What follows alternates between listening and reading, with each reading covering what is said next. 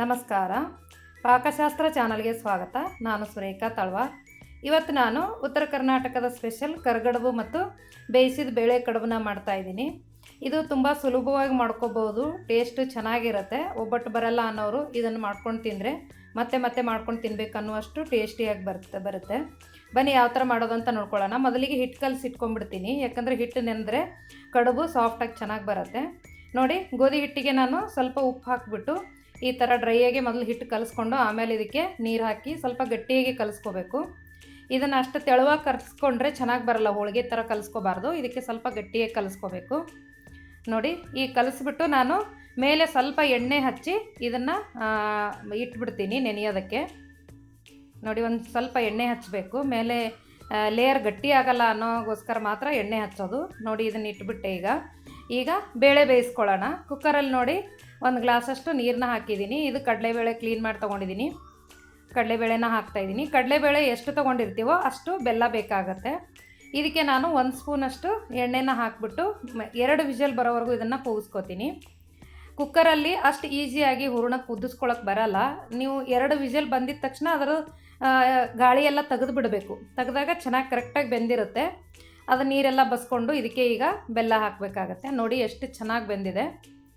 ಈ ಥರ ಬೇಯುತ್ತೆ. 2 ವಿಷಲ್ ಬಂದಿದ ತಕ್ಷಣ ಹೈ ಫ್ಲೇಮಲ್ಲಿ ಇಟ್ಕೊಂಡು 2 ವಿಷಲ್ ಬಂದಿದ ತಕ್ಷಣ ನಾವು ವಿಷಲ್ನ ತೆಗೆದು ಬಿಡಬೇಕು, ಅದು ಹೋಗೋವರೆಗೂ ಬಿಡಬಾರ್ದು. ನೋಡಿ, ಸಾರು ಮಾಡ್ಕೊಳ್ಳೋದಕ್ಕೆ ಈ ನೀರನ್ನ ನಾನು ತೆಗಿತಾ ಇದ್ದೀನಿ. ಕಟ್ಟಿನ ಸಾರು ಅಂತೀವಲ್ಲ, ಕಟ್ಟಿನ ಸಾರು ಮಾಡ್ಕೊಳ್ಳೋದಕ್ಕೆ. ನೋಡಿ, ಈಗ ಎಲ್ಲ ತೆಗೆದಾಯಿತು. ಇದನ್ನು ನಾನು ಮತ್ತೆ ಕುಕ್ಕರ್ಗೆ ಹಾಕ್ತಾಯಿದ್ದೀನಿ. ಕುಕ್ಕರ್ಗೆ ಹಾಕಿ ನಾವು ಬೇಳೆ ಎಷ್ಟು ತೊಗೊಂಡಿರ್ತೀವೋ ಅರ್ಧ kg ಬೇಳೆ ತೊಗೊಂಡ್ರೆ ಅರ್ಧ kg ಬೆಲ್ಲ ತೊಗೋಬೇಕು. ಟೇಸ್ಟ್ ಚೆನ್ನಾಗಿ ಬರುತ್ತೆ. ಇಲ್ಲ ಜಾಸ್ತಿ ಸಿಹಿ ಅನಿಸುತ್ತೆ ಅನ್ನೋರಾದರೆ ಒಂಚೂರು ಕಡಿಮೆ ಹಾಕ್ಕೊಳ್ಳಿ, ಚೆನ್ನಾಗಿರುತ್ತೆ. ನಾನು ಬೇಳೆ ಎಷ್ಟು ತೊಗೊಂಡಿರ್ತೀನೋ ಅಷ್ಟೇ ಹಾಕ್ತೀನಿ ಬೆಲ್ಲನ. ಯಾಕಂದರೆ ನಾವು ಉತ್ತರ ಕರ್ನಾಟಕದವ್ರು ಸ್ವಲ್ಪ ಸಿಹಿ ಜಾಸ್ತಿ ಹೋಳಿಗೆ ತಿಂದ್ರೇ ಚೆನ್ನಾಗಿರುತ್ತೆ. ಈ ಕಡುಬಾದರೂ ಹೋಳಿಗೆ ಥರನೇ ಅಲ್ವಾ, ಹಾಗಾಗಿ ಈ ಕಡುಬು ಕೂಡ ಅದೇ ಟೇಸ್ಟ್ ಬರಲಿ ಅಂತ ಸ್ವಲ್ಪ ನಾವು ಬೆಲ್ಲ ಜಾಸ್ತಿನೇ ಹಾಕ್ತೀವಿ. ಇದು ಬೆಲ್ಲ ಎಲ್ಲ ನೀರು ಬಿಟ್ಕೊಳ್ಳುತ್ತೆ. ಈ ನೀರು ಹಿಂಗೋವರೆಗೂ ಚೆನ್ನಾಗಿ ಇದನ್ನು ಕುದಿಸ್ಕೋಬೇಕು.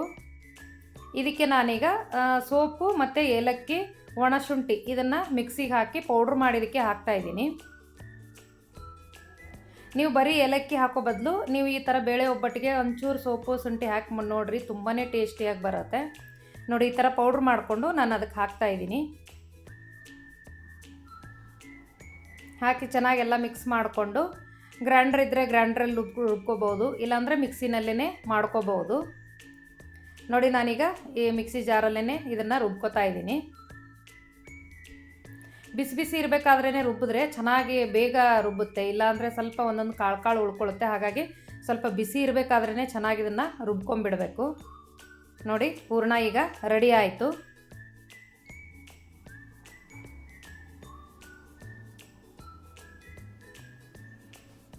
ನೋಡಿ, ಈ ಥರ ನೈಸಾಗಿ ಇದನ್ನು ರುಬ್ಕೋಬೇಕು. ಈಗ ರುಬ್ಕೊಂಡಿದ್ದು ಹೂರಣ ಈಗ ರೆಡಿ ಆಗಿದೆ. ನೋಡಿ, ಹಿಟ್ಟು ಇನ್ನೊಂದು ಚೂರು ಇದನ್ನು ಮಿದ್ಕೋತೀನಿ ಹಿಟ್ಟನ್ನ, ಯಾಕಂದರೆ 1 ಅವರ್ ಆಯಿತು ನಾನು ಕಲಸಿಟ್ಟು ಹಿಟ್ಟು. ಚೆನ್ನಾಗಿ ಇದನ್ನು ಮಿದ್ಕೊಂಡು ಚಿಕ್ಕ ಈ ಥರ ಉಳ್ಳೆ ಮಾಡಿಕೊಂಡು ಕಡುಬು ಮಾಡ್ಕೋಬೇಕು.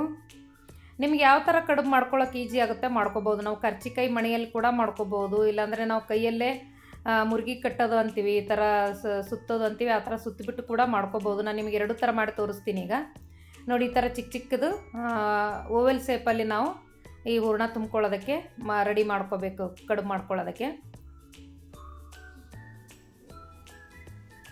ನೋಡಿ, ಈ ಥರ ಇದನ್ನು ಕ್ಲೋಸ್ ಮಾಡಿಕೊಂಡು ಇದಕ್ಕೆ ಮುರುಗಿ ಕಟ್ಟೋದು ಅಂತಾರೆ ಉತ್ತರ ಕರ್ನಾಟಕದ ಕಡೆ, ಅದಕ್ಕೆ ನಾನು ಮುರುಗಿ ಕಟ್ಟೋದೇ ಅಂತ ಇದ್ದೀನಿ. ನೋಡಿ, ಈ ಥರ ಮಾಡಿ ಈ ಥರ ಎಡ್ಜಲ್ಲಿ ನಿಮಗೆ ಹಿಟ್ಟು ಜಾಸ್ತಿ ಅನಿಸುತ್ತೆ ಅನ್ನೋದಾದರೆ ನೀವು ಕರ್ಚಿಕಾಯಿ ಮಣೆಯಲ್ಲಿ ಕೂಡ ಮಾಡ್ಕೋಬೋದು. ಅದನ್ನು ಕೂಡ ನಾನು ಮಾಡಿ ತೋರಿಸಿದ್ದೀನಿ. ನೋಡಿ, ಈ ಥರ ಮಾಡಿಕೊಂಡ್ರೆ ನೋಡಿ ಕಡುಬು ರೆಡಿ ಆಯ್ತು. ಈಗ ಕರ್ಚಿಕಾಯಿ ಮಣೆಯಲ್ಲಿ ಯಾವ ಥರ ಮಾಡೋದಂತ ಮಾಡಿ ತೋರಿಸ್ತೀನಿ ನಾನೀಗ. ಸೇಮ್ ಇದನ್ನು ಚಿಕ್ಕದಾಗಿ ಇದನ್ನು ಲಟ್ಸ್ಕೋಬೇಕು.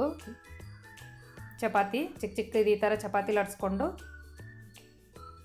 ನೋಡಿ, ಇದನ್ನು ತುಪ್ಪ ಹಚ್ಕೊಂಡು ಬಿಸಿ ಬಿಸಿಯಾಗಿ ತಿನ್ನೋದಕ್ಕೆ ತುಂಬಾ ಚೆನ್ನಾಗಿರುತ್ತೆ. ಕರಿಗಡುಬು ತುಪ್ಪ ಅಂದರೆ ನಮ್ಮ ಕಡೆ ಫೇಮಸ್ ಅದು. ನೋಡಿ, ಕೈಯಲ್ಲಿ ಮುರುಗಿ ಕಟ್ಟೋ ಸೈಡಲ್ಲಿ ಸ್ವಲ್ಪ ಹಿಟ್ಟು ಜಾಸ್ತಿ ಆಗುತ್ತೆ. ನಿಮಗೆ ಆ ಥರ ಬೇಡ ಅಂದರೆ ನೋಡಿ, ಇದು ಈಸಿಯಾಗಿ ಈ ಥರ ಮಾಡ್ಕೋಬೋದು.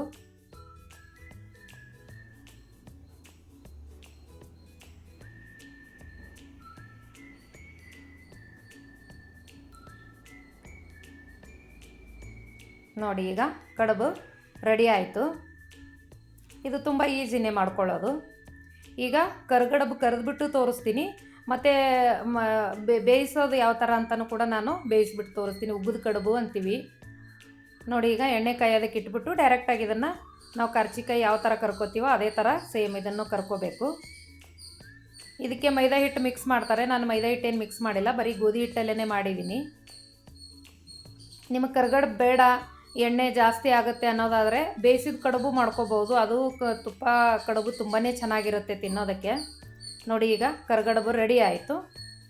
ಬೇಯಿಸಿದ ಕಡುಬು ಮಾಡ್ಕೊಳ್ಳೋದಕ್ಕೆ ಒಂದು ಬೌಲಲ್ಲಿ ನೀರಿಡಬೇಕು. ಈ ಥರ ಒಂದು ಚಾಳಣಿಯಲ್ಲಿ ಎಲ್ಲ ಕಡುಬುಗಳನ್ನು ಇಟ್ಕೊಂಡು ಅದು ನೀರು ಕುದಿಬೇಕಾದ್ರೆ ಅದ್ರ ಮೇಲೆ ಇದು ಚಾಳಣಿನ ಇಟ್ಬಿಟ್ಟು ಮೇಲೆ ಒಂದು ಮುಚ್ಚಳ ಮುಚ್ಚಿ 10ರಿಂದ 12 ನಿಮಿಷ ಚೆನ್ನಾಗಿ ಇದನ್ನು ಕುದಿಸ್ಕೋಬೇಕಾಗತ್ತೆ. ನೋಡಿ ಈ ಥರ ಹಿಟ್ಟೆಲ್ಲ ಬೇಯಬೇಕು, ಅಲ್ಲಿವರೆಗೂ ನಾವು ಇದನ್ನು ಚೆನ್ನಾಗಿ ಕುದಿಸ್ಕೋಬೇಕು. ಡೈರೆಕ್ಟಾಗಿ ತೆಗಿಯೋಕ್ಕೆ ಹೋದರೆ ಅದು ಒಂದಕ್ಕೊಂದು ಅಂಟ್ಕೊಂಡಿರುತ್ತೆ. ಹಾಗಾಗಿ ಸ್ವಲ್ಪ ಈ ಥರ ತಣ್ಣೀರು ನಾವು ಮೇಲೆ ಹಾಕಿಬಿಟ್ಟು ತೆಗೆದ್ರೆ ತುಂಬ ಈಸಿಯಾಗಿ ಕಡುಬು ಒಂದಕ್ಕೊಂದು ಬಿಟ್ಕೊಳ್ಳುತ್ತೆ. ನೋಡಿ ಎಷ್ಟು ಈಸಿಯಾಗಿ ಮಾಡ್ಕೋಬೋದು. ಹೆಲ್ದಿಯಾಗಿ ಬೇಕು ಅನ್ನೋರು ಈ ಥರನೂ ಮಾಡ್ಕೋಬೋದು. ಕರಿಗಡುಬು ಬೇಡ ಅಂದರೆ ಬೇಯಿಸ್ಕೊಂಡು ಊಟ ಮಾಡ್ಬೋದು.